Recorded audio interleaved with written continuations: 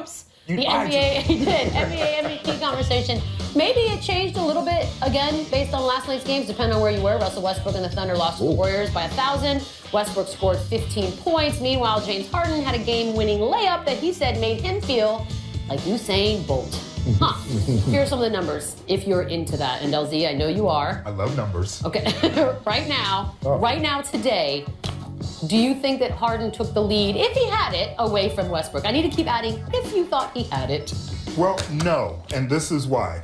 If you're going to use last night as a barometer, keep in mind that you also have to look at who they actually played. James Harden, while you did score a game-winning field goal, was against the Denver Nuggets, who basically let you run down the court unguarded and then shoot. Let me be the judge of this. I mean, seriously, stop the ball. What does Coach says? I see. Stop the ball. So yes, it is a game-winning layup, but come on. Like the All-Star game. Seriously, it's like the All-Star game. Meanwhile, Westbrook had a horrible game against the best team in the West. And oh, by the way, when you compare James Harden's performance against the best team in the West and Russell Westbrook, they're pretty similar. They both shoot under 40%.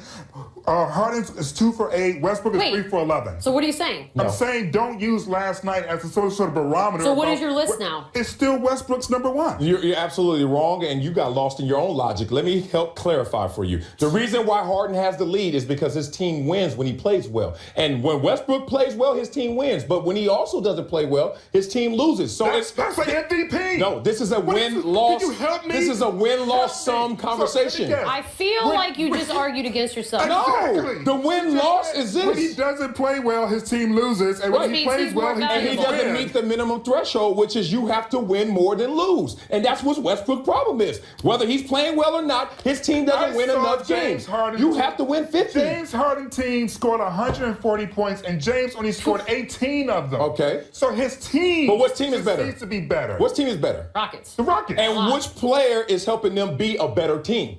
James Harden. That's why he's going to get it by that much. Again, we don't know what the award is for. If you want to use that logic, then the MVP should obviously be either LeBron James or Kawhi Leonard because those athletes are better. Now there's a conversation I can support. Right. I mean, Get back to that. Use that logic. In all respect, LeBron's not putting up those numbers. The reason why I continue to give the MVP to Russell Westbrook is simply the reason you argued for me. When he gets a triple-double, they win 82% of their games. When he doesn't, they have the third worst record in the league. Right, and so he's not as valuable in the situation where he's not playing well. I got to be honest with you. I love you. Do you understand? But your abilities as a lawyer are awful. Do you understand this? No, you're literally arguing against yourself. I am not. James Harden, James Harden is valuable more so because his team wins more. No, because James Harden's team is capable of winning even if he has a bad night. Russell Westbrook isn't afforded that. Do you want to talk about the players around him? Do y'all really want to go there? Do you really want to say Eric Gordon is a difference maker? Or is James Harden making Eric Gordon? Are you telling me Eric Gordon's not a difference maker? Holy cow. Because of what? What's happening because he here? shoots the three like what's going out of style. And why does he shoot the three so well this year? What's happening right now? James Harden. He showed up a ball. James Harden has changed that team dynamic. No, first of all. That's the dumbest thought logic First of all, ever been exhibited. Are you kidding me? Mike D'Antoni changed that team. Oh, really? Like he did with the Lakers, huh? It's all D'Antoni. Listen, don't. D'Antoni was with the Lakers. That changed everything. We're going to keep this discussion going on in the break. Time for Too Many Angles, Adam Silver's Mean Memo edition. Ooh, so Adam Silver taking control of this whole NBA stars resting thing. Angles. Yeah. Voice. Obtuse. What's first? Obtuse. Do you like Adam Silver's Mean Memo to the owners? I don't know what your voice is doing, but yes. Took owners to task for not being more involved in an extremely significant issue for our league. This is step one, Marcellus. Do you like it? You know what? For step one, I do, because he's got the attention of the 30 owners. And obviously, with their attention, they're going to go to their coaches and say, look, we got to work together because this is going to affect my bottom line, so it's going to affect your bottom line, and then those players' bottom line. So I get that collective spirit. However, very difficult, if not impossible to enforce. We'll see how it progresses. I like it because it at least tells fans right away, listen, we hear you and we're going to address it during the season. Other sports, football, baseball, I'm talking to you, usually wait to the off season, usually wait till many seasons have passed before you address an issue that's been affecting fans. At least him doing that says, we may not be able to solve it, but we at least hear you.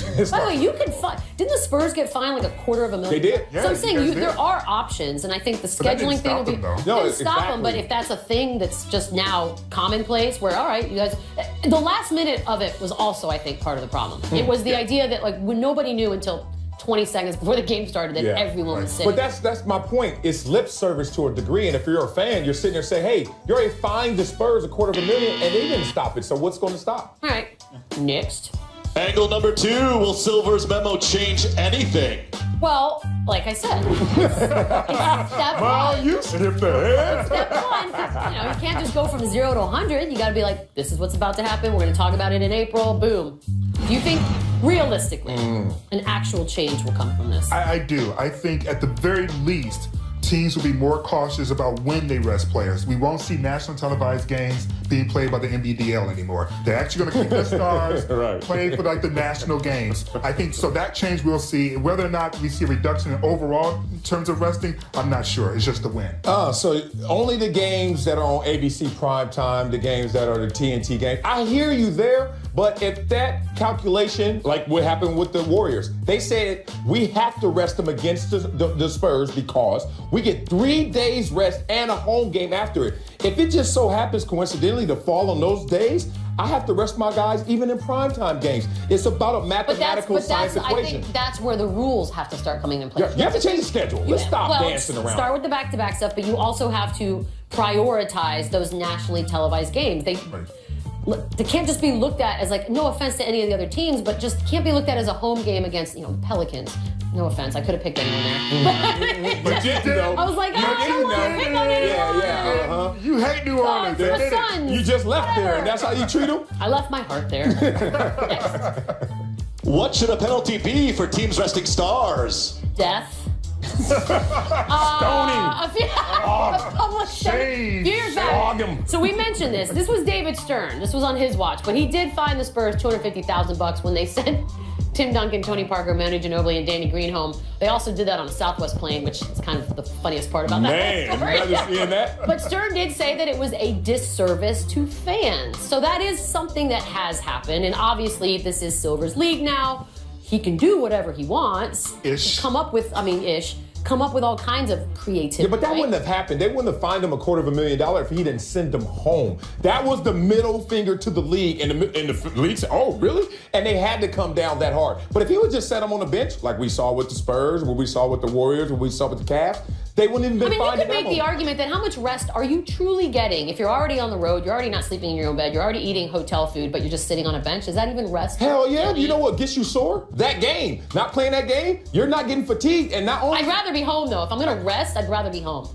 Yeah, and not have to go into work. But then that's how you get the fine. Taking yoga or something relaxing like that. Listen, the thing is that it's very hard to even think about having penalties because how do you know when someone's resting versus actually being injured or having a sore back or general soreness? Hey, as a woman, we have a once-a-month built-in excuse for why we can't come into work today. Oh, WNBA. And nobody gets to question. Level the playing field. It's our turn. Zana Taurasi's not playing. Let us have one thing, okay? No, equality. I almost read yours. Players you pressured into play, go Beetle.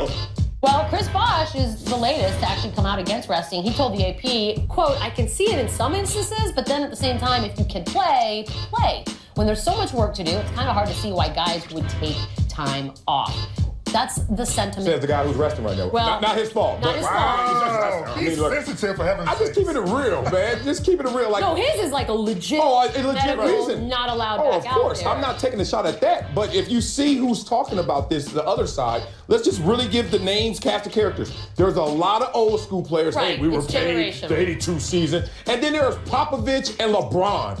I'm going where Popovich and LeBron are going. I'm just keeping it that simple. Steve Kerr, the guys who are progressive in their thinking are saying you need to balance this equation between rehab and prehab. And if we don't respect prehab, we're going to run ourselves into the ground. Yeah, as long as it's ex-players doing the chatter, I don't think it's really going to be that much of an influence. But I do believe that guys who are actively playing can put pressure on. Just like in the NFL. Remember, there's that culture that even though you're hurt and you may have a concussion, there's this pressure around to say, we need you out there. Yeah. So we have the opposite of that happening in the NBA. Yeah, you do. Because you have the greatest player and the greatest coach saying, right. rest. So there's the Right, so pressure's is actually there the any- rest. But by the way, But if LeBron- your teammates are pressuring you within the locker room, that's going to put a different sort of impetus in order to be out there versus somebody who's not playing. LeBron plays the By- most minutes I per was game, gonna but not say, every game. By all accounts, LeBron is not the guy who's out there saying, "I want to rest." Yeah. This is really a strategy thing. On the part of The coaches. issue is that the Sacramento Kings rested players.